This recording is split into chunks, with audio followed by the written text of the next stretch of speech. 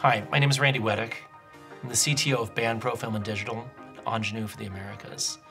I want to talk to you about the Angenieux Optimo primes and their unique ability to be customized using the integrated optical palette, what we call the IOP. As digital sensors have become more powerful and more accurate, they've also become more similar as a side effect. So DPs have really reached out into the world of optics to create their custom looks for different movies and different shows. And a lot of different ways that this has been done is like at the very high end, you can get a lens kind of custom made for you, and that's very nice if you can do that. You can also get a vintage lens and have that rehoused, and then the process of hunting down a color matched set over the course of years and then getting it rebuilt over years is quite a quest as well. Or you can get a off-the-shelf set with some special coatings that look really interesting. And what's nice about that is you're driving a normal modern lens with great mechanics, but it's also, the downside of that is you really have to hope that this look stays in fashion over the life of the lens. The other choice is getting a set of Angenieux Optimo primes. These are brand new, super high-end lenses that are based on the heritage and performance of all the generations of Angenieux zooms. You've got this low contrast, beautiful look that you're really familiar with, the skin tones, cinematic renditions fall off, but all of that instead of in a giant zoom lens, you've got it shrunk down into a beautiful prime lens. What separates this is that the Optimo Prime is sort of a framework for experimentation. You start off with this gorgeous, low contrast, cinematic look, but then you can open up the lens and adjust it at 3 different points.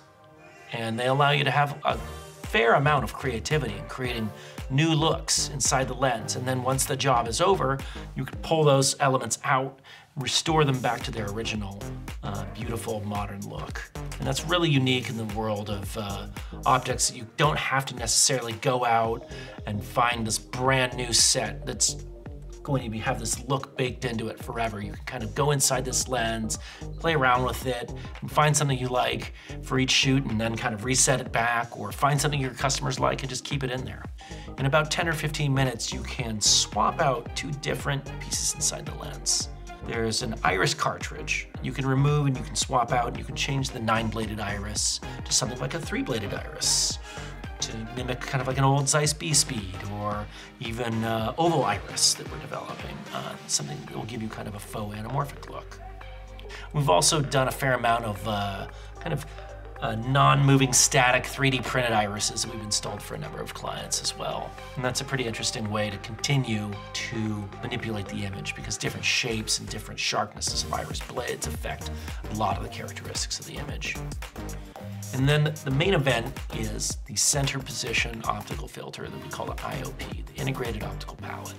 This is a piece of glass in the center of the lens, right where all the light rays meet, right in the middle of the lens, and it gives you a perfect position to take the beautiful neutral coated glass out, put in diffusion filters, reflection filters, customized filters of your own creation, filters with different coatings, you know, all kinds of stuff in there.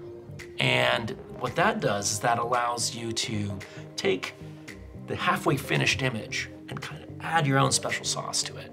So in the middle position, it's kind of where the light rays are crossing over. It's what we call the afocal region. And this is where the light rays not only cross over, but they're out of focus. So because they're out of focus, you can kind of put a lot of filtration strength in the center, and you won't get any of this bokeh printing where you see the dot pattern in the out of focus images. A lot of times you want to throw a filter on to somebody to shoot a close up, and you get in close and you put it on and you can see all these dots and squiggly lines, crosshatch patterns and stuff in the bokeh, and it's very distracting. Because it's in the afocal region, it's either completely eliminated or greatly diminished. That's really cool. The other thing is that because of the light rays are so close together here, the filter strength is identical between an 18, a 60, 135, 200, 21, whatever you got. All those lenses are going to use the same strength filter, so you get a lot more consistency. There's no more hard jumps in between a quarter and an eighth and a half and all that stuff as you kind of cycle them out for different fields of view. The other thing that's great is because it's in the middle of the lens and you're trapped inside this dark metal tube, you've got anything reflective in there or diffusive, it's gonna hit that and it's going to kind of bounce all over inside the lens. It's kind of like a pinball and kind of create a lot of really complex glare and flare effects that are inside the lens that give you a lot more of like a personality of maybe a vintage lens or a different kind of lens completely than the Optimo Prime, but you're still rolling on the framework of having a beautiful Optimo lens. Now this is something we suggest is done by a qualified lens tech in a dust-free environment, because you're really gonna be opening up the lens, you're gonna be looking inside, you're gonna be getting to the iris leaves, you're gonna be getting to the mechanics of the lens. This is not something that's typically done on set in between shots. This is something where you build up a look and prep, and then you install it, and you go out and you do the shoot, and you come back and you swap them out afterwards. Lastly, on the rear of the lens, there's a removable rear filter, and this is something that can be done relatively quickly on set. And sometimes what I see just done is they build up a main recipe inside the middle of the lens, and then for certain scenes, they'll throw on, say, like a net filter or something in the back to enhance the filters, kind of multiply the effect a little bit more for certain soft lit scenes or something like that, where you're not seeing as much of the IOP expressing itself. You can pump it up by adding something in the rear. The other thing about the rear is that the light beams have diverged a lot at this point, and you have your geometry back. You have your, your up, your down, your left, your right.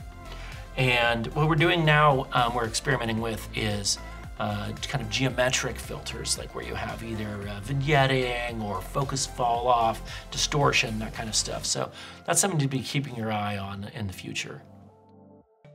In addition to our demos that we conduct at rental houses and on set, we're always doing technical tests here at BandPro. We've got a world-class optical facility. We've got a Class 100 clean room. We've got this studio to shoot in here, but we're also conducting kind of full-scale artistic test shoots outside of the building, and Henry can tell you a little more about that. For the Angenieux IOP demo shoot, we had two main locations. The first was at the Multibon Theater in Hollywood. We shot on the stage in the auditorium. We had a couple lighting cues, different temperature lights and different intensities. We really got to ping the lens and see what the flare characteristics would look like and how that would change from filter to filter. By placing those filters inside the lens, it really does perform like a completely different lens as opposed to just adding a filter to an existing look. The second location was the interior daylight setup at the Multibon.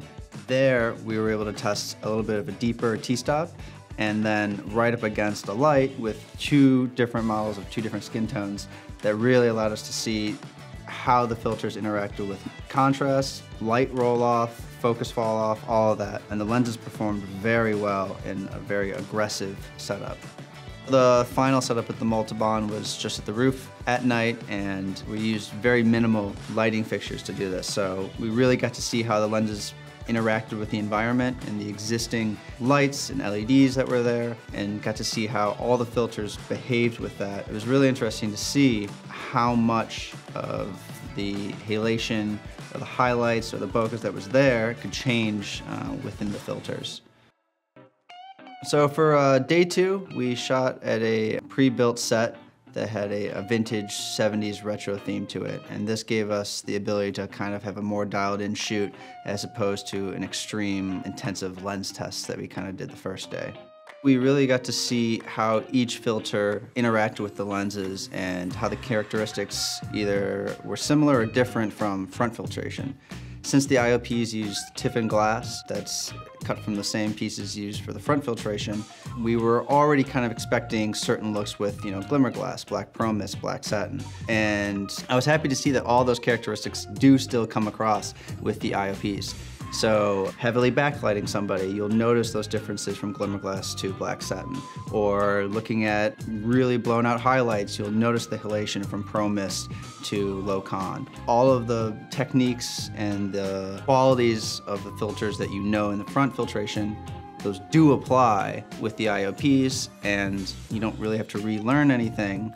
You're taking all the things that you know and now just marrying it with a beautiful ingenue look. What these lenses allow you to do is to dial in your own look and not have to spend thousands of dollars and send your lenses away to do that. They're designed to be opened up. The sky's the limit with what you want to do. It's just how much you want to push it. We want to put it in the hands of our users, rental house techs, the lens techs, and the DPs out there to really come up with new places to take these lenses that we haven't even thought of. And I think that's kind of what's really special about the IOP, is that it's really in the user's hands, and you can take it somewhere we never would have thought of.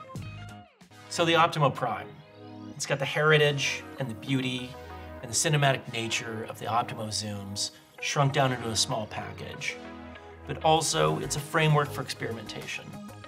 If you'd like to get a demo on this system, feel free to give us a call or check us out on our website at bandpro.com and get in touch with us. Thank you.